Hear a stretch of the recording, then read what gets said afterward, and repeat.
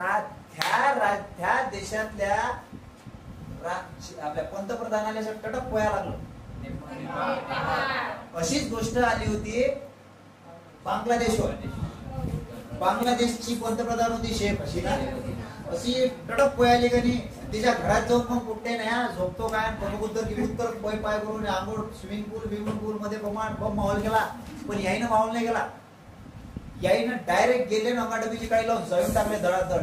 याच्यात असंच करता करता एक माजी पंतप्रधानाची बायको जळून टाकली. आलं लक्षात. अर्थमंत्रीले रस्त्यावर काढला धरून. रस्त्यानं कोपला धरून कोण लोक पोट्टेनं. आणि पोट्टे किती वयाचे आपल्या वयाचे. Gen Z generation Z generation तुमची. काऊन केलं असं काहीच नाही. फेसबुक बंद केलं होतं. व्हॉट्सअप बंद. इंस्टाग्राम बंद. हे सगळं ठीक आहे रे. पण युट्यूब वर पाहतो ना आपण. युट्यूब काय गरज होती.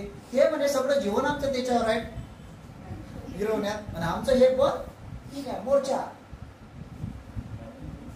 हे बंद करून केलं ह्याच्या मागे एक कारण आहे. समजलं काय.